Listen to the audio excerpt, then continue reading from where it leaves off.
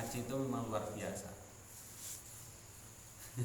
Jadi bukan salah Pak, tapi kurang.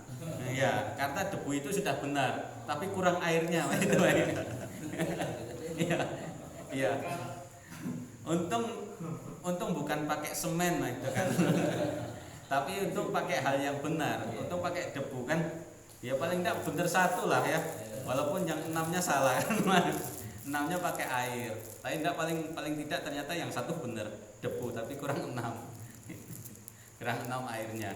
Nah, kalau ngalirnya sama debu itu kan, kita apa? Anjing tadi kan, kita masuk dikenal tangan. Netesnya kok kaki apa mana? Netes apa?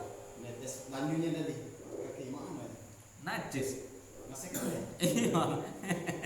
Jadi wah ini air yang digunakan untuk membasuh najis, yaitu najis apa? Air mutanajis, air yang terkena najis. Jadi jangan sampai air mutanajis, air yang digunakan untuk membasuh najis, kok malah pindah najisnya ke bagian lain. Ya repot. Bikin repot. Kita sudah bersihin tangan, airnya nyiprat ke kaki. Kita lagi bersihin kaki, airnya nyiprat ke pantat. Nah, enggak selesai ya, kita udah najis. Jadi air yang terkena najis ketika kita membasuh najis ya harus hati-hati. Karena air basuhan untuk membersihkan najis itu menjadi air mutanajis. Air yang sudah terkena najis, hukumnya ya najis. Makanya hati-hati. Kalau air bekas wudhu itu suci, cuman hukumnya mustakmal. Tapi kalau untuk minum bisa, masih suci, bukan air najis. Jadi kita agak membedakan antara air yang digunakan untuk mengangkat hadas dan mengangkat najis. Kalau air digunakan untuk mengangkat hadas, bekasnya itu suci. Tetapi air yang digunakan untuk mengangkat najis, itu airnya najis.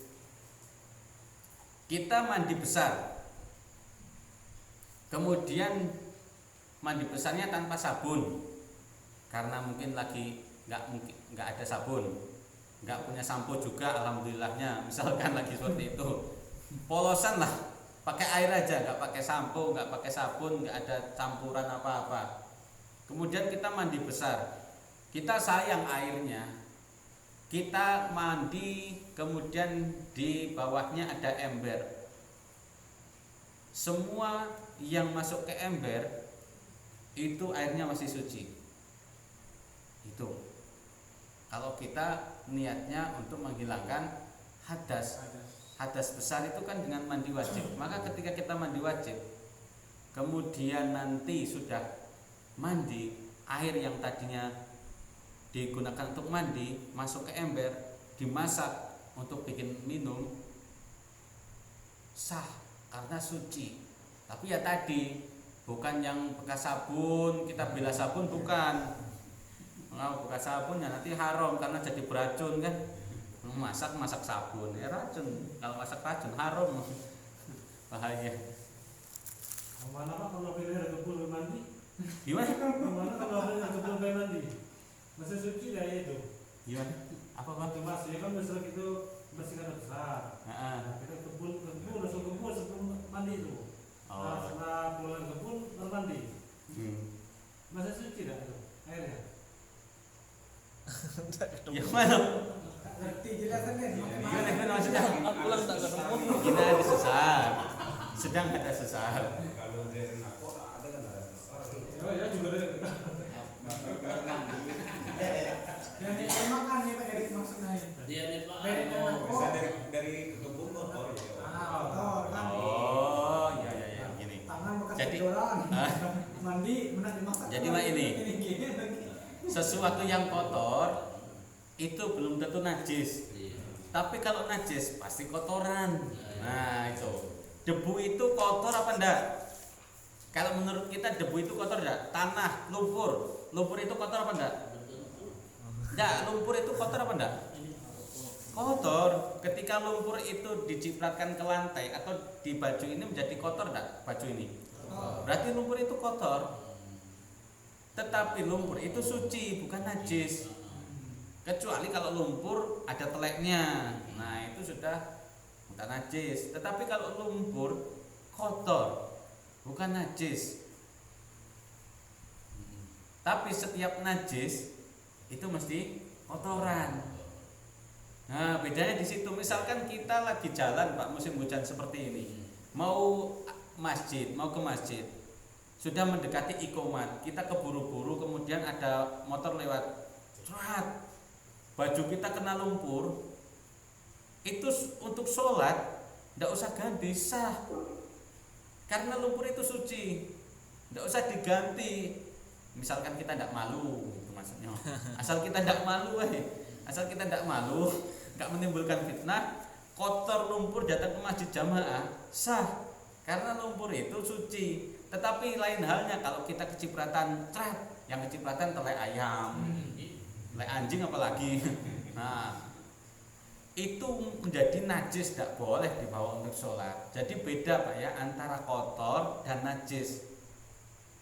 Kotor itu belum tentu najis, kalau najis pasti kotor. Nah itu lumpur ya. Kalau kita di sungai ya, sungai air mengalir kan. Iya. Anjing lalu kan kita wudhu misalnya. Najis enggak? Nah, kan Anjing air siapa mengalir, pulau? kan ada kan. Iya. Air mengalir kan.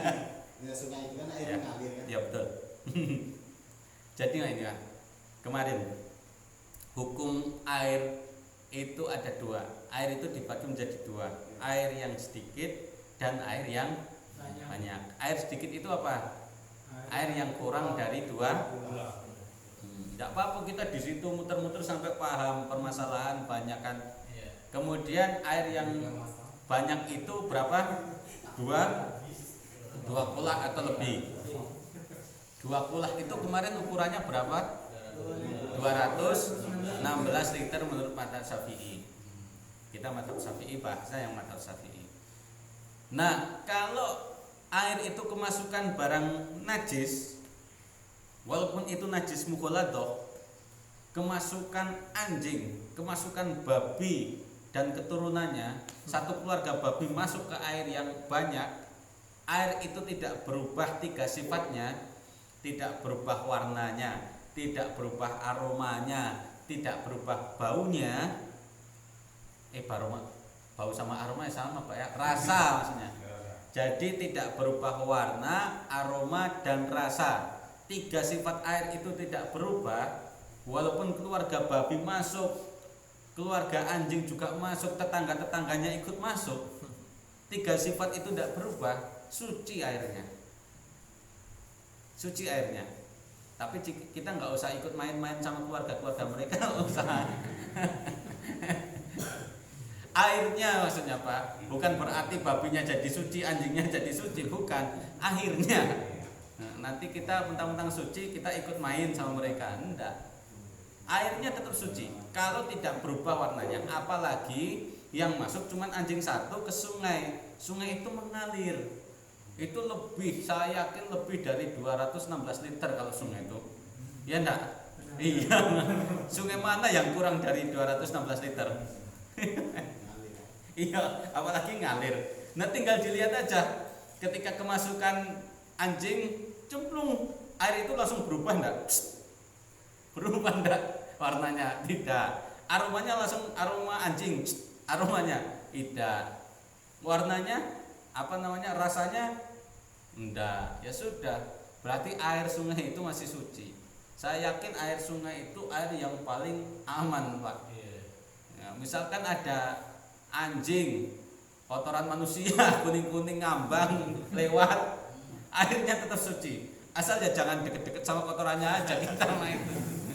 Itu juga adab juga. Pakai adab juga, mentang-mentang airnya masih suci kita ada ini ya biarlah enggak apa-apa ini ya, itu adab juga.